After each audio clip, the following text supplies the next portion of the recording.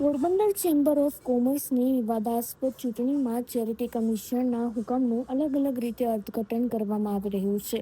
ત્યારે અસંખ્ય લોકોએ ચેમ્બરના મેમ્બર બનવા માટે દાવેદારી નોંધાવી હતી અને પોતાના લેટરપેડ ઉપર ચેમ્બર ખાતે જઈને સભ્યપદ માટે માંગ કરી હતી. નલિન કાનાણીએ શરૂઆતના તબક્કે સભ્યપદ માટેની અરજીઓ સ્વીકારવાની ના પાડી દીધી હતી અને એવું જણાવી દીધું હતું કે અગાઉ જૂની અરજીઓ છે તેની જ કાર્યવાહી થશે, પરંતુ ત્યારબાદ વેપારીઓએ રોષપૂર્વક અને દબાણથી રજૂઆત કરતા અંતે અરજીઓ સ્વીકારવાની કામગીરી હાથ ધરવામાં આવી હતી. ચેમ્બર જેવી મહાજનોની સંસ્થા હવે આ રીતે વિવાદાસ્પદ અને હાસ્યાસ્પદ બની રહી છે, ત્યારે શરમજનક પરિસ્થિતિમાં સંસ્થા મુકાઈ ગઈ છે. હા, આજરોજ અમે બધા વેપારી મિત્રો, પોરબંદરના પ્રતિષ્ઠિત વેપારી મિત્રો અત્રે ચેમ્બર ઓફ કોમર્સના પટાંગણમાં જ અમે અહીં ઊભા છે. કેમ કે બપોરથી અમે આજે છે ને અહીંયા ચેમ્બર ઓફ કોમર્સના ઓફિસ છે ત્યાં આવ્યા હતા. પેપરમાં માનનીય ચેરિટી કમિશનરે કીધું હતું કે 15/5/2026 શુક્રવારે આજે સભ્ય બનાવવા માટેનો છેલ્લો દિવસ હોય એવો કોર્ટે હુકમ કરેલો હતો. એટલે અમે 12:30 બપોરે અહીંયા આવ્યા હતા. પણ અહીંના હોદ્દેદારો એમ કીધું કે અમારી કોઈ આમાં ઓલી નથી કે અમે સ્વીકારી ન શકીએ. તો પછી અમે બપોરે પણ આવ્યા પાછા 3:30, ત્યારે ઓફિસ બંધ હતી, તાળા ખોયલા નહોતા, સ્ટાફ હાજરમાં નહોતો.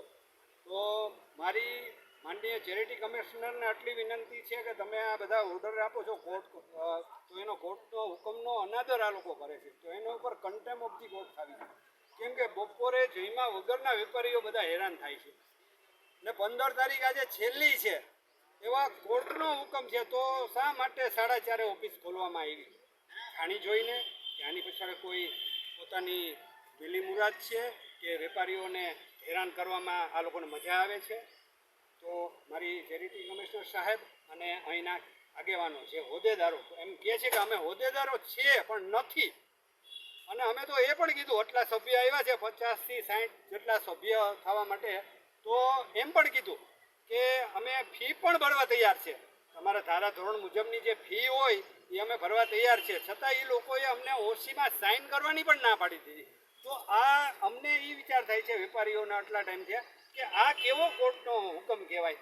કે શું આમાં ચેરિટી કમિશનરે આવી કોઈ ભૂલ રાખી દીધી છે કે પછી આ હોદ્દેદારો છે એ જાણી જોઈને વેપારીઓને આવી રીતના બનાવે છે?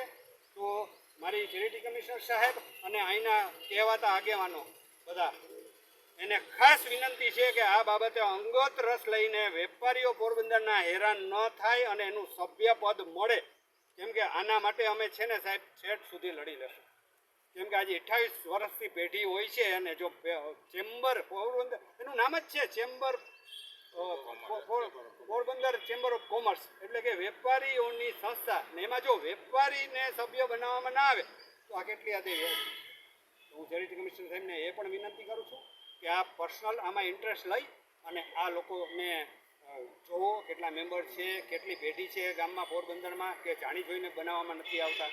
તો વેપારી મિત્રો હેરાન ન થાય એટલે અમે અહીંયા 3:30 વાગ્યાના બેઠા હતા અને બધી મેમ્બરની સભ્યપદની અરજી અમે નલિનભાઈ કાનાણી અને હોદ્દેદારો જે ઓફિસમાં બેઠા છે એ બધાને સુપરત કરેલ છે અને એનો વિડીયો પણ ઉતારેલો છે. તો આ બાબતે યોગ્ય કરવાનું.